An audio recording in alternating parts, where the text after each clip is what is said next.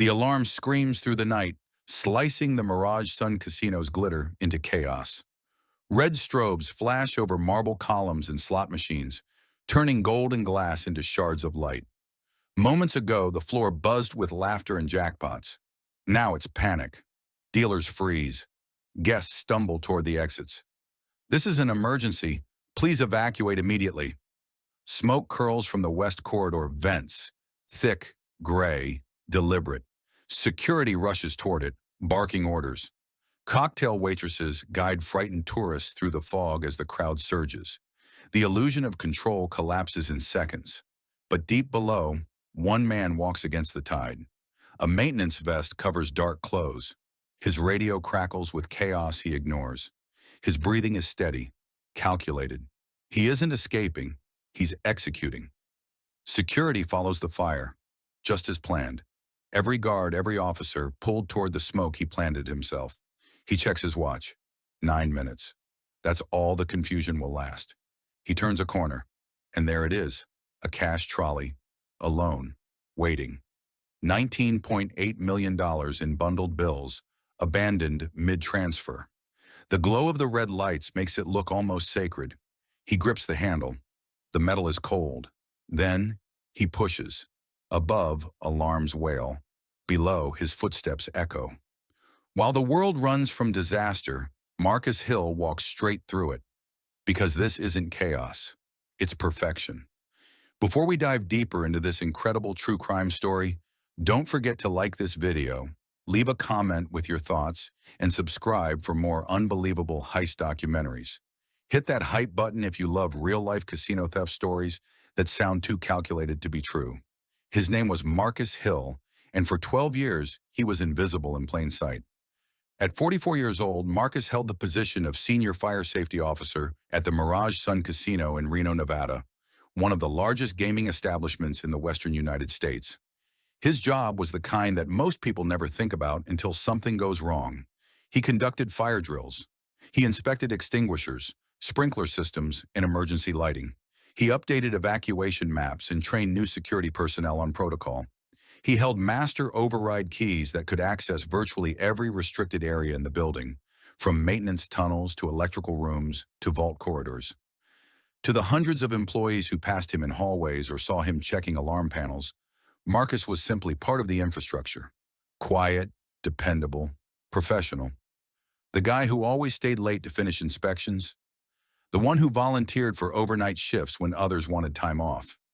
He never caused problems, never complained, never drew attention to himself in any way that mattered. But behind that carefully cultivated exterior of reliability, Marcus Hill was drowning. 7 years before the heist, he'd invested his life savings into a small construction business with his brother-in-law. The partnership collapsed within 18 months, leaving Marcus personally liable for nearly $200,000 in unpaid contractor debts and equipment loans. The business failure triggered a cascade of financial disasters. His mortgage fell into arrears. Foreclosure proceedings began on the modest house where he'd raised his family. Credit cards maxed out. Phone calls from collection agencies became a daily ritual. Then came the diagnosis. His 14-year-old son, Tyler, began experiencing severe headaches and vision problems during his freshman year of high school. Medical tests revealed a brain tumor, operable, but requiring multiple surgeries and aggressive treatment that even with insurance left the family facing catastrophic out-of-pocket expenses. Marcus watched his wife work double shifts as a nurse while their son endured chemotherapy. He watched their savings evaporate. He watched their marriage strain under the weight of fear and debt until his wife finally moved with Tyler to live with her parents in Oregon, seeking better treatment options and distance from the financial wreckage. Marcus stayed behind in Reno, living in a studio apartment, sending every spare dollar to help with medical bills while the divorce papers slowly processed. He worked his shifts at the casino, walking through corridors filled with millions of dollars in cash, moving between vaults and cages and counting rooms.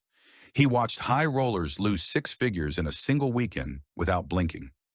He saw the elaborate security systems designed to prevent external threats: cameras, guards, reinforced doors, biometric scanners. But he also saw something else. He saw the gaps, the assumptions, The protocols that prioritize guest safety over asset protection during emergencies. The predictable patterns that repeated shift after shift, week after week, year after year.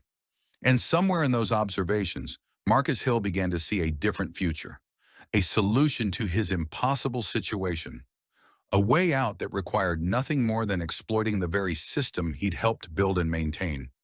It was, he would later reflect in the journal found in his abandoned apartment, surprisingly easy to start planning once the moral threshold had been crossed. The hard part wasn't the logistics. The hard part was deciding to become the kind of person who would actually go through with it. Fire safety drills were Marcus Hill's domain, and he wielded that authority with precision. Twice a year, as mandated by Nevada gaming regulations, the Mirage Sun Casino conducted unannounced fire evacuation exercises. These drills were intentionally kept secret from most staff to test real-world response times and identify weaknesses in emergency procedures. Only a handful of upper management knew the schedule in advance. Marcus, as senior fire safety officer, had complete discretion over when and how these drills occurred. This gave him something invaluable: legitimate reasons to study every aspect of the casino's emergency response without raising suspicion. He knew every alarm wire, every sprinkler control valve, every override panel and emergency shutoff switch in the building. He knew which sectors triggered which response protocols. He knew that alarms in the gaming areas prompted immediate guest evacuation, but kept vault operations running under armed guard. He knew that alarms in administrative sections caused minimal disruption. He knew that alarms in the service and storage wings, the unglamorous back-of-house areas where deliveries arrived and supplies were kept, triggered the most comprehensive evacuation because those areas held the highest fire load and the least valuable assets. Or so the protocols assumed. What Marcus discovered through patient observation during legitimate drills and late-night reviews of security procedures was a critical vulnerability in the cash transfer system. The casino moved enormous amounts of physical currency throughout the building on a continuous basis, from slot machines to counting rooms, from cages to vault sectors, from high-limit rooms to armored car depots. These movements followed strict security protocols involving armed guards, dual authorization, and continuous surveillance. But during a fire alarm, especially one in the service wings, something fascinating happened. The system prioritized human safety above all else. Guards were required to immediately assist with evacuation. Cash cages automatically sealed. Counting rooms locked down. Vault transfers that were currently in progress, money already removed from one secure location, but not yet delivered to another, were simply abandoned in place while personnel evacuated. The assumption was simple: locked corridors, sealed doors, and the brief duration of any alarm meant that money left sitting in a cart for 3 or 4 minutes was perfectly safe. After all, how could anyone possibly steal a cash trolley during a fire alarm when the entire building was evacuating and security was on high alert? Marcus understood the flaw in that assumption. Everyone was looking for external threats: guests trying to steal chips in the confusion, opportunistic employees grabbing from open registers.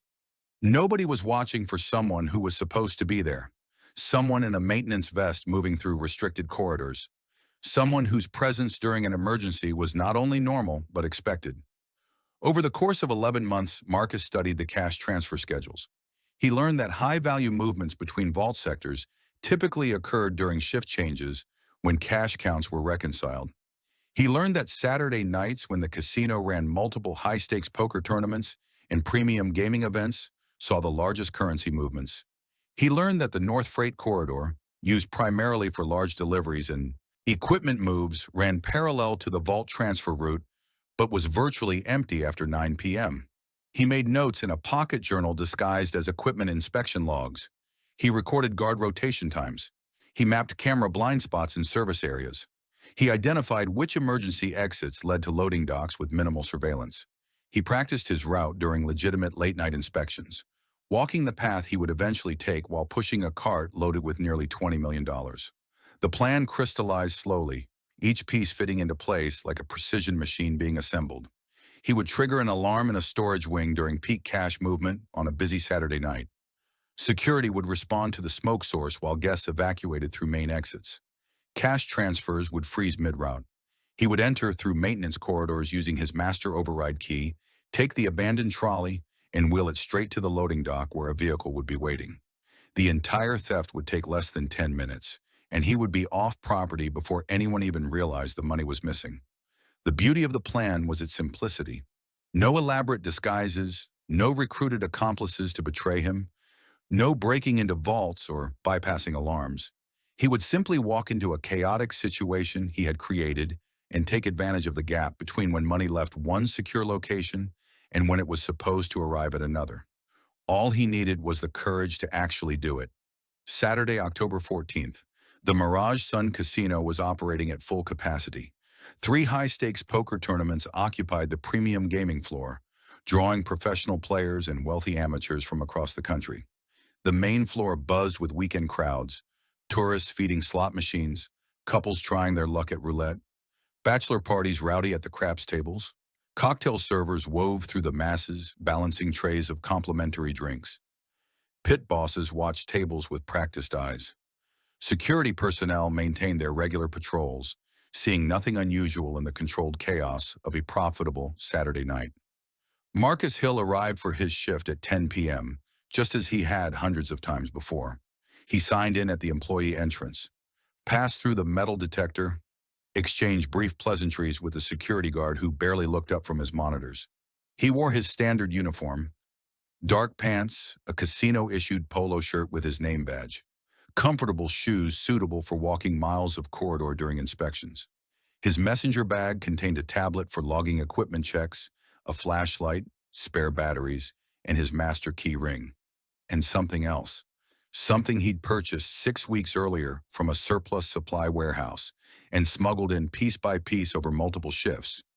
2 smoke canisters designed for fire training exercises, small enough to fit in his bag, powerful enough to fill a storage room with thick theatrical smoke. He made his rounds, checked alarm panels, logged temperatures in electrical rooms, initialed inspection sheets. To anyone watching, and the casino's security system was always watching, he was simply doing his job with the same methodical professionalism he'd demonstrated for 12 years. At 11:45 p.m., Marcus confirmed through discreet observation what his 11 months of study had predicted. A high-value cash transfer was in progress between Vault Sector B and the counting room annex. He'd timed it perfectly. Saturday night reconciliation, multiple tournaments being settled, maximum currency movement. The armored trolley would be in the North Transfer Corridor in approximately 16 minutes. At 11:57 p.m., he entered Maintenance Room 6 in the West Storage Wing using his override key. The room was exactly as he'd left it during his inspection 2 days earlier. Cleaning supplies, floor buffers, shelving units stocked with industrial paper products. No cameras inside maintenance storage areas. They were considered low-value spaces not worth the surveillance cost. His hands were steady as he positioned the smoke canisters near the ventilation grate. No trembling, no second thoughts. He'd crossed that threshold months ago. Now it was simply execution. At 12:01 a.m., Marcus activated both canisters and triggered the manual fire alarm. The effect was instantaneous and overwhelming. Sirens erupted throughout the building with a volume designed to penetrate even the loudest casino floor noise. Emergency lighting kicked on, bathing corridors in pulsing red. The automated evacuation message began its loop. Within seconds, thick gray smoke began pouring from vents in the West Wing, looking exactly like the opening stages of a serious fire. Marcus left the maintenance room and moved quickly through the service corridor, heading not toward the fire source but away from it. He stripped off his polo shirt to reveal a gray maintenance vest underneath, generic enough to be unremarkable, official enough to indicate he belonged in restricted areas. He clipped his radio to his belt and let it crackle with increasingly urgent transmissions as security teams coordinated their response. The casino floor above him emptied in waves. Dealers secured their tables. Guests moved toward exits with a mix of concern and annoyance common to interrupted entertainment.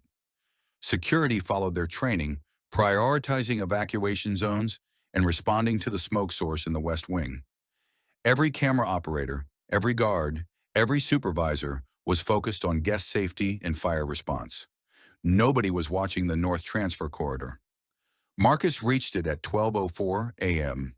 The corridor stretched ahead, fluorescent lights flickering in emergency mode, cameras positioned to monitor the vault door at one end and the counting room entrance at the other. But here, in the middle stretch, used only for transfers between those secure points, there was a gap in coverage. A 20-foot section where sightlines overlapped poorly and budget-conscious planning had deemed additional cameras unnecessary. And there, sitting exactly where protocol demanded it be left during an evacuation, was the trolley.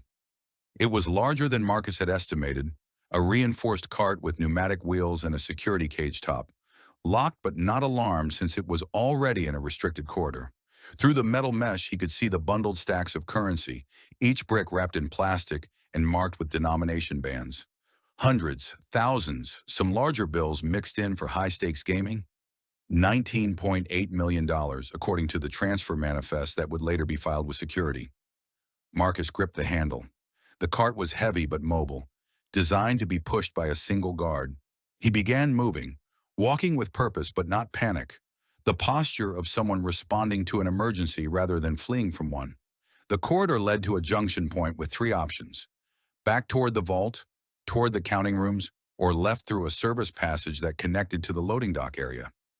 Marcus went left, pushing the cart through a door that should have required dual authorization to open, but which his override key bypassed completely. The service passage was concrete and utilitarian, designed for moving large equipment and supplies.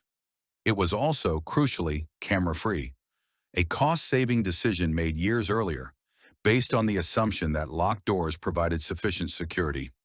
Marcus moved quickly now, the cart wheels humming against the floor, his breathing controlled despite the adrenaline flooding his system. At 12:07 a.m., he reached loading dock 3. The large bay door was closed, but a personnel exit beside it opened with his key. Cool night air rushed in. Outside, exactly where he'd parked it 4 hours earlier, with a forged overnight maintenance permit, sat an unmarked white panel van with magnetic signs reading Mirage Sun Facilities, authorized service vehicle. Marcus rolled the cart down the short ramp and to the van's rear doors. He'd removed the rear seats days earlier, creating an empty cargo space. The cart fit perfectly. He secured it with straps, closed the doors, stripped off his vest and tossed it in the front passenger seat, and climbed into the driver's seat. At 12:09 a.m., Marcus Hill drove off casino property at normal speed, using the service exit that led directly to a secondary road. No sirens followed. No security teams emerged to block his path. Inside the building, the alarm was still blaring, smoke was still being investigated, and evacuated staff were still waiting in designated assembly areas for the all-clear signal. Nobody had yet noticed that the cash transfer cart was missing. The van merged onto Interstate 80, heading east at 12:23 a.m., just another service vehicle on a Saturday night highway. Marcus kept exactly at the speed limit, hands at 10 and 2, eyes scanning for police vehicles. His radio, still clipped to his belt, continued crackling with transmissions from the casino security channel.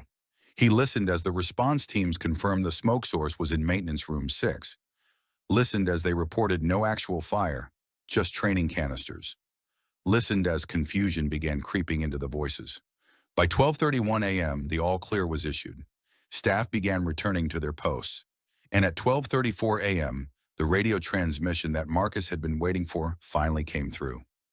The cash transfer team reporting that the vault corridor cart was missing.